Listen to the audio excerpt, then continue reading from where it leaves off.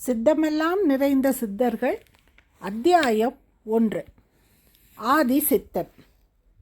சித்தமரபை உருவாக்கியவர் சிவபெருமான் என்பதால் முழுமுதற் தெய்வமான அந்த ஈசனையே தமது ஆதி குருவாக கொண்டிருக்கின்றனர் சித்தர்கள். எனவே எல்லா சித்தர்களுக்கும் முதல் சித்தன் சிவபெருமான்தான் என்பது மிகவும் பொருத்தமாகும்.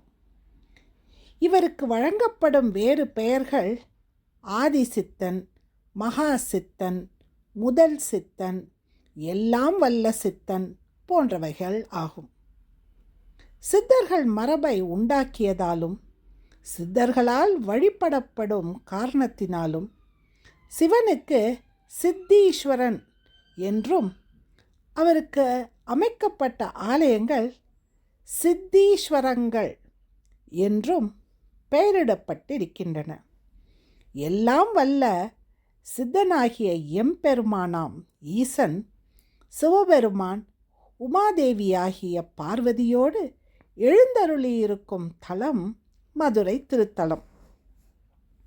மதுரையை வெகு காலத்திற்கு முன்பு அபிஷேக பாண்டியன் என்னும் மன்னன் ஆண்டு வந்தபோது மன்னனும் மக்களும் எல்லா நலமும் வளமும் பெற்று வாழும் பொருட்டு சோமசுந்தர கடவுள் எல்லாம் வல்ல சித்தராக வேடம் பூண்டு வெளிப்பட்டிருக்கிறார்.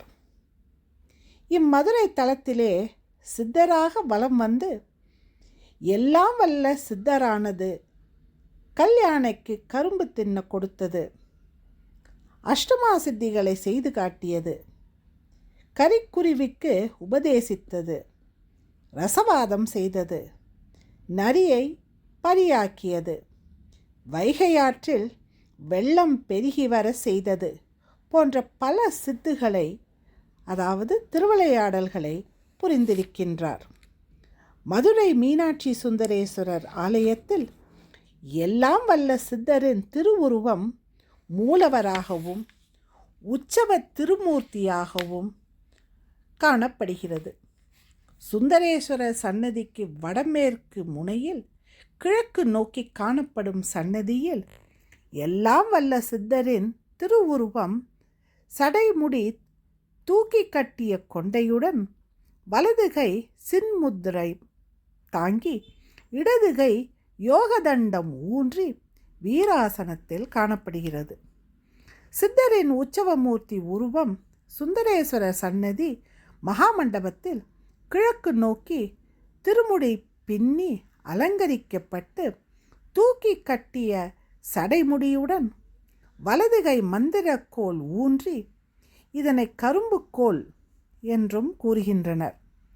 இடது கை யோகதண்டம் ஊன்றிய நிலையில் அர்த்த வீராசனத்தில் அருள் பாலிக்கின்றது.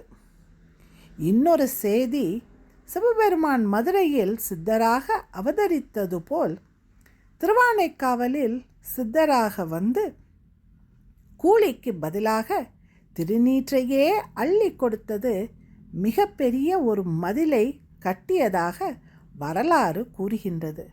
அம்மதிலை நீட்டான் மதில் என்றும் குறிப்பிடுகின்றனர். மேலும் சித்தர்களின் கதையை நாளை பார்க்கலாம். நன்றி, வணக்கம்.